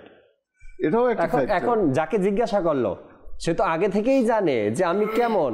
এখন যদি সে বলেও দেয়, যদি বলে যে না আপনার মধ্যে এই ভুলগুলো আছে, তখন যদি আবার দুরাচার মানে খারাপ আচরণ শুরু হয়, যে তার সাথে একটু আগের দিকে যাব। আমি তো এরকম পরিস্থিতি আগে সৃষ্টি করি যে সে নির্ভয়ে কথা বলুক, কমপক্ষে আমার সত্যটা সে তুলে ধরতে। সে আতঙ্কে থাকে, পরবর্তীতে কি হবে? প্রকৃত মুসলমান। কেবলা শাইখে তরিকাত আমির আহলে সুন্নাত দামাত বারকাতুহুল আলিয়া খুব ভালো চিকিৎসা দিয়েছেন এখানে।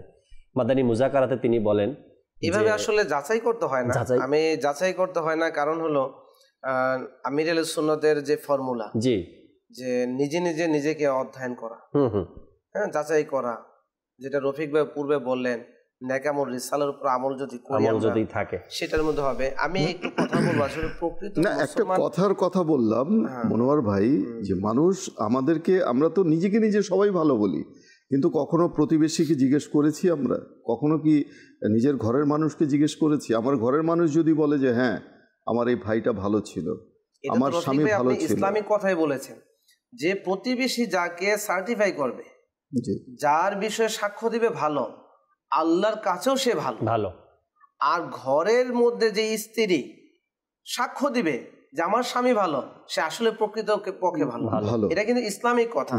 আমি একটি কথা বলবো যে প্রকৃত মুসলমানের চাওয়া পাওয়া কেমন থাকে। প্রকৃত মুসলমান হতে হলে কি ডিসি হতে হবে, ওসি হতে হবে, বড় অফিসার হতে হবে, গ্রাজুয়েট পার্সন হতে হবে? না। একটি ঘটনা বলি অল্প সময়ের মধ্যে, যে ইমাম আহমদ বিন হাম্বল রহমতুল্লাহ তাআলা, যিনি 4 মাযহাবের একজন ইমাম, যার তাকওয়া পরহেজগারিতার কোনো শেষ সীমানা নেই, এত তার বর্ণনা। আবার ইসলামের জন্য সে অনেক মারধর খেয়েছেন, অনেক কিছু করেছেন, কিন্তু ইসলামের জন্য নিজেকে অটল রেখেছেন আকায়েদের মধ্যে, আমলিয়াতের মধ্যে। সেই ইমাম আহমদ বিন হাম্বল রহমতুল্লাহ আলাইহি একবার কোনো এক জায়গার মধ্যে রাস্তা ভুলে এক জায়গায় চলে গেলেন। তো সেখানে ছিল এক রুটি বানানোওয়ালা, তিনি রুটি বানাতো। আচ্ছা। তো সেখানে গিয়ে বসলো, বসার পরে তো তাকে দেখলো, কথাবার্তা হলো। তখন ওই রুটি বিক্রেতা ইস্তেগফার পাঠ করছে। জি। তখন তাকে জিজ্ঞাসা করলো, তুমি ইস্তেগফার পাঠ করছো, রুটি বানাচ্ছ, ইস্তেগফার? বলে যে এর উসিলায় আল্লাহ পাক আমাকে আমার দোয়া কবুল করে থাকেন, আমি একজন মুস্তাজাবুদ দাওয়াত। অর্থাৎ আমি যে দোয়া করি আল্লাহ পাক কবুল করেন। উনি এই কথা শুনে অবাক হয়ে গেলেন, ইমাম আহমদ বিন হাম্বল রহমতুল্লাহ। কিন্তু ওই ব্যক্তি কিন্তু তাকে চিনে না, ইনি একজন ইমাম। তখন কথোপকথনের এক পর্যায়ে ওই লোক বলল, আল্লাহ পাক আমার সব দোয়াই কবুল করেছেন, কিন্তু একটা দোয়া আমাকে বাকি আছে। তবে সেটা কি? বলে আমি আল্লাহর কাছে দোয়া করেছি ইমাম আহমদ বিন হাম্বল রহমতুল্লাহ তাআলা, যিনি যুগশ্রেষ্ঠ আলিম ইমাম, তার জিয়ারত যাতে হয়ে যায়, সাক্ষাৎ যাতে হয়ে যায়। তো তখন ইমাম আহমদ বিন হাম্বল রহমতুল্লাহ বলল, আজকে তোমার সেটাও কবুল হয়ে গেল। তো আমি এখানে যে বিষয়টা বলতে যাচ্ছি রফিক ভাই, যে প্রকৃত মুসলমান এর আকাঙ্ক্ষা কি থাকে? আকাবিরদের সাথে মোলাকাত, আকাবিরদের অনুসরণ। কারণ আমি প্রকৃত ইসলামের আদর্শ জানি না, তারা খাঁটি ব্যক্তি থেকে শিখতে শিখতে শিখতে শিখতে ইসলামের রুলস রেগুলেশন গুলোকে পুরো স্বচ্ছভাবে আমাকে তুলে ধরেছে। এখন আমি যদি তাদেরকে অনুসরণ করি, তাহলে এক ব্যক্তি হয় 1000 কিতাবের মাজমুয়া। জি জি জি, ঠিক আছে। তো এখন তাদেরকে অনুসরণ করা, তারা রুহানি এবং কিতাবি সব জ্ঞানী থাকে, তাদেরকে বলা হয় মুস্তাহিদ ইমাম। তো তাদেরকে ভুলে আজকে যদি আমরা তথাকথিত শায়েখদের অনুসরণ করি, তাহলে আমাদের পথভ্রষ্টতা এটা আমরাই নিয়ে আসলাম, আমরা আকাবিরদের থেকে দূরে সরে যাব।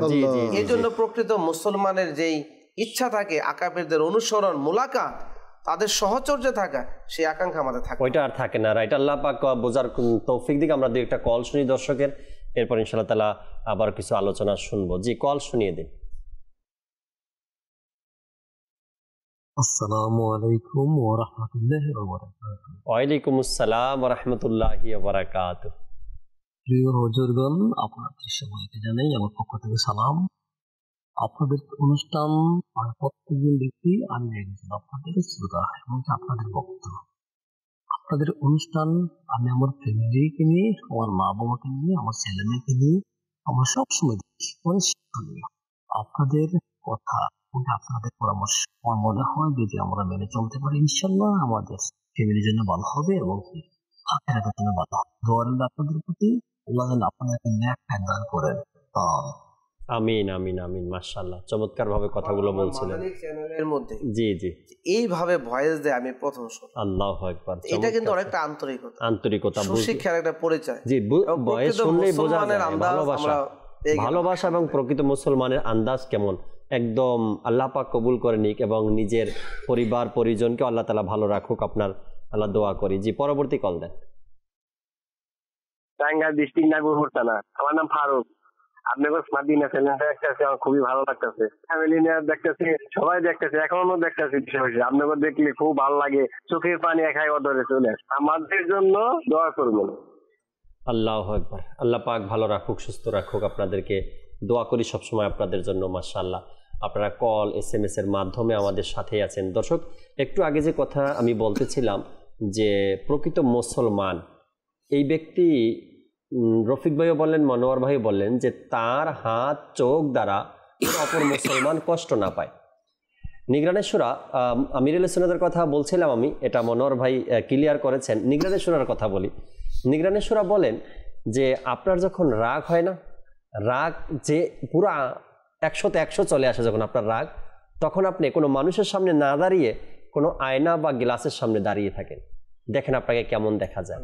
নিগরানি শরীয়ত এটাও বলে না কি আপনার চেহারা দেখে আপনি নিজেই ভয় পাবেন, এমন একটা অবস্থা হয়ে যায় তখন চেহারার। তো যখনই রাগ আসে, একজন প্রকৃত মুসলমান আপনি রাগ আসার সময়, রাগ আসার পরে এই রাগকে কিভাবে কন্ট্রোল করবেন, কিভাবে দমন করবেন, এটাও আলহামদুলিল্লাহ ইসলাম আমাদেরকে শেখায় কিভাবে সেই রাগকে দমন করা যায়। আর রাগ আসা অবস্থায় আপনাকে কেমন দেখায় সেটা আপনি একবার দেখতে পারেন আপনার ঘরের আয়নার সামনে দাঁড়িয়ে, যে রাগ অবস্থায় আপনাকে কেমন দেখায়। আবার অনেক সময় অনেক আরও পদ্ধতি আছে যে রাগ আসার পরে নিজের রাগকে কিভাবে দমন করা যায়। কিতাবের মধ্যে বিভিন্ন ইয়েও দেওয়া আছে, যখন রাগ এসে যায় তো অজু করে নেন, আবার বলা হয়েছে দাঁড়িয়ে থাকলে বসে যান, বসা থাকলে শুয়ে যান, এভাবে কয়েকটা পদ্ধতি দেওয়া আছে রাগ যখন আপনার মধ্যে আসে। একজন প্রকৃত মুসলমান যে ব্যক্তি, তার মোবাইল লক থাকুক বা আনলক থাকুক, সে কখনো এই মোবাইলটা অপরের হাতে দিতে ভয় পাবে না। কারণ হলো আমার মোবাইলে কি আছে আর না আছে সেটা আর কেউ না জানলেও আমি জানি। আমি ভালো করে জানি আমার মোবাইলে কি আছে। আর এই মোবাইলটা যখন একজন মানুষ হাতে নিবে তখন ওই ব্যক্তি আর সুস্থ থাকবে না, মানসিকভাবে সে অসুস্থ হয়ে পড়ে।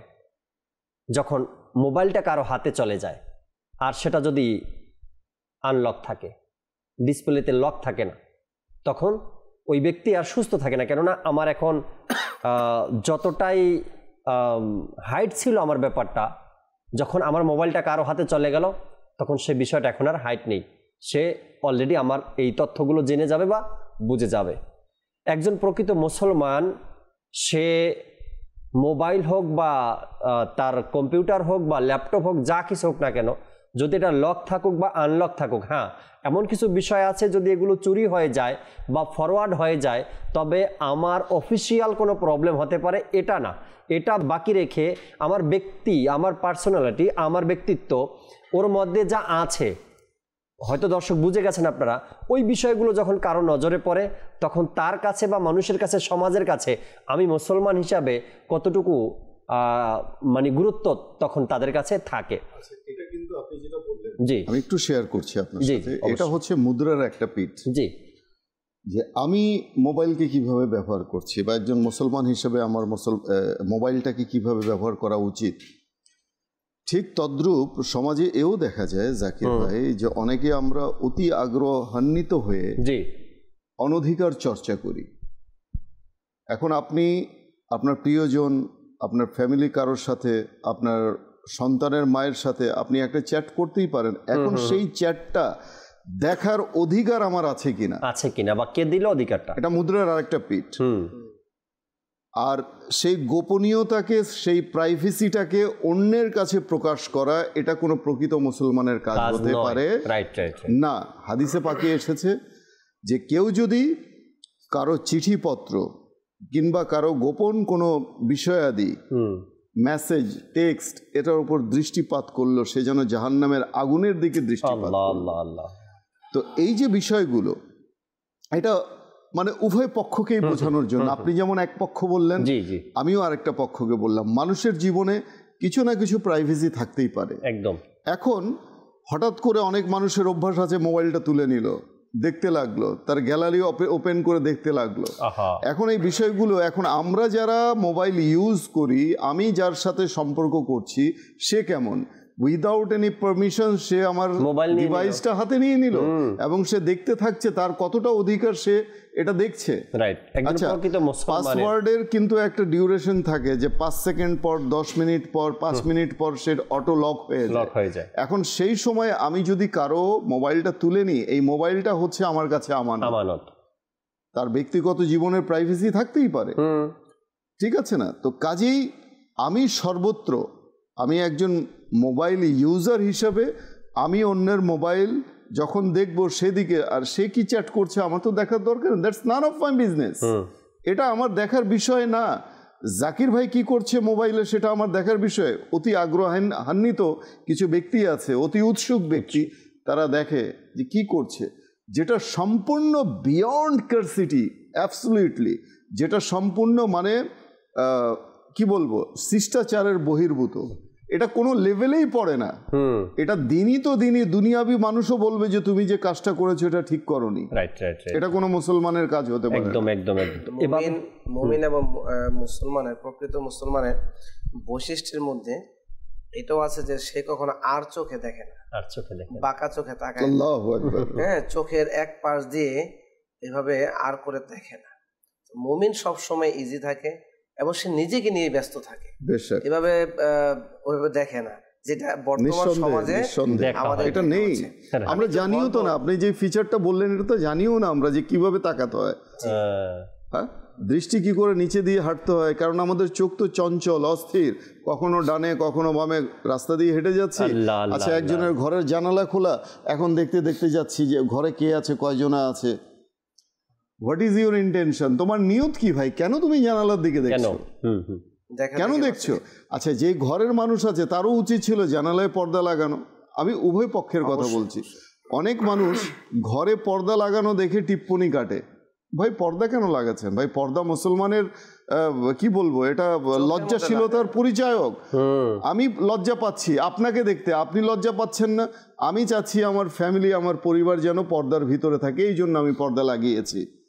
বলে না, এটা তো কেউ লাগায় না। আবার কি করলো, বাইরে গিয়ে সে বলতে লাগলো যারা পর্দার ভিতরে থাকে এরাই বেশি গুনাহের কাজ করে। লেজ কাটা শিয়াল আমি কেন বলি যে আপনি সর্বত্র পাবেন। আরে ভাই, আপনি নেক কাজ করছেন না, কিন্তু যে কাজ কেউ করছে নেক কাজ তাকে তো উৎসাহিত করুন, তাকে কেন বাধা দিচ্ছেন আপনি? কেন বাধা দিচ্ছেন? আল্লাহ হেফাজত করুক। আমি যে বিষয়টা বলতে চাচ্ছিলাম যে আমাদের সম্মান করার অভ্যাস এটা বজায় রাখতে হবে, আদব বজায় রাখতে হবে। ইসলামের মধ্যে যে যত বেশি আদবওয়ালা সে তত বেশি সম্মানিত, এবং তার প্রকৃত মুসলমানিত বজায় রাখতে সে তত বেশি সফল হবে। আমি একটা কথা বলি যে মুসলমানের ইজ্জত এখন যেভাবে মানুষ নষ্ট করে, মুসলমানের যে আদৌ এত ইজ্জত যেটা কাবার থেকেও বেশি আপনি প্রথমে বললেন, এটা কোনো ধরনের আমাদের এখন তোয়াক্কা হচ্ছে না। মসজিদ নির্মাণ করতে গিয়ে আল্লাহর ঘর তৈরি করতে গিয়ে যে ঘরকে আল্লাহ নবী বলেছে তার থেকেও বেশি সম্মানিত একজন মুমিন, সেই মুসলমানদেরকে আমরা কষ্ট দিচ্ছি মসজিদ নির্মাণ করতে গিয়ে। আচ্ছা, দ্বিতীয়ত, যদি কোনো ব্যক্তি, আমি মানুষের আল্লাহ পাকের কাছে কত সম্মানিত, একজন মানুষকে যদি কেউ কতল করে না হক অন্যায় ভাবে, তখন সমস্ত দুনিয়ার মানুষ যদি সেই হত্যাকারীর সাথে শামিল থাকে, তাহলে আল্লাহ সবাইকে উপর করে জাহান্নামে নিক্ষেপ করে। এবং এখন বিন্দুমাত্র দ্বিধাবোধ করবেন না। এখন চিন্তা করুন, আর যে ইমানদার, যে মুসলমান, এরপরে যার মর্তবা মর্যাদা আরো বেশি, তাকে আপনি বেইজ্জতি করবেন, আল্লাহ আপনাকে কি অপদস্থতার মধ্যে নেবে, আপনাকে কি আযাব দিবে, এবং আপনার সম্মান আল্লাহ কি করবে। এই জন্য আমাদের উচিত হবে যে প্রথমত নিজের দোষ ত্রুটি তালাশ করে নিগরানি শুরা দাওয়াত ইসলামী, যিনি সারা ওয়ার্ল্ড পরিচালনা করে যাচ্ছেন, তিনি চমৎকার একটা কথা বলেছেন জীবনকে খুব সহজভাবে এগিয়ে নিয়ে যাওয়ার জন্য, যে যদি আপনি মনে করেন আপনি অপরাধী, ক্ষমা চান, আর যদি আপনি মনে করেন আপনি অপরাধী না, তাহলে ক্ষমা করে দেন। এভাবে জীবনটাকে সহজ করে আপনি কোনো মুকদ্দমা, কোনো লং টার্ম অনেক কিছু সালিশ দরকার নেই। ক্ষমা চাইতে গেলেও আমাদের পার্সোনালিটি লাগে, আমাদের ব্যক্তিত্বে লাগে। আপনি রফিক ভাই চিন্তা করছেন, এটাকে আপনি নেন না, আপনি আমি নেই না। আচ্ছা, যারা চ্যানেলে আছে তারা নেক, যে স্ত্রী অপরাধ করেছে কত ক্ষমা করব, এইটা হলো কতবার ক্ষমা করব, এটা হলো সমস্যা। এটাও বলে দেই ইসলামের আদর্শ কি। একবার সাহাবায়ে কেরাম জিজ্ঞাসা করতেছে, ইয়া রাসূলুল্লাহ, আমার ঘরের মানে কাজের মানুষ, সে কতবার অপরাধ করার পরে আমি তাকে শাস্তি দিতে পারবো? চিন্তা করুন, আল্লাহ নবী সাল্লাল্লাহু আলাইহি ওয়াসাল্লাম বলেন 70 বার। আরবের গিনতির মধ্যে, গণনার মধ্যে 70 বুঝায় অনেক বুঝাতে, আবার 70 সংখ্যাও মানে হ্যাঁ অধিক অধিক অধিক বুঝাতে। তো এবার চিন্তা করেন, আপনার ঘরের কাজের মানুষ যে আছে, আপনি এখন গণনা করেন কতবার এই একটা ভুলেছে, দুইটা বলেছে, আমার মনে হয় 24 ঘন্টা পার হয়ে যাবে, 70টা ভুল তো বের করতে পারবেন না। তার মানে আল্লাহ নবী এত সংখ্যা বললো যে আপনি তাকে শাস্তি দিতে পারবেন না। Right right right. তো তার মানে যদি কাজের মানুষের ক্ষেত্রে আল্লাহ নবীর এই হুকুম থাকে, ইসলামের এই বিধান বলে, তাহলে আপনার স্ত্রীর ক্ষেত্রে কিভাবে আপনি কি সিদ্ধান্ত নিচ্ছেন, আপনার ছেলের ক্ষেত্রে কি সিদ্ধান্ত নিচ্ছেন, আপনার ভাইয়ের ক্ষেত্রে, আপনার পরিবারের ক্ষেত্রে, বন্ধুর ক্ষেত্রে, তাহলে তো তাদের সাথে ভালো ব্যবহারের কোনো বিকল্পই নেই। Right right. আল্লাহ আমাদেরকে বুঝাতে। আমিন আমিন। প্রকৃত মুসলমান একজন মানুষ, প্রকৃত মুসলমান সে সবসময় নিজের ভালো চাইবে, প্রকৃত মুসলমান ঘরের মানুষের ভালো চাইবে, প্রকৃত মুসলমান সমাজের মানুষের ভালো চাইবে, প্রকৃত মুসলমান দেশের ভালো চাইবে। একজন প্রকৃত মুসলমান সে দেশেরও ভালো চাইবে, একজন প্রকৃত মুসলমান মুসলমানের ভালো চাইবে, একজন প্রকৃত মুসলমান নিজের বন্ধুর ভালো চাইবে। কোন দিক থেকে বন্ধুর ভালো চাইবে বা প্রতিবেশীর ভালো চাইবে?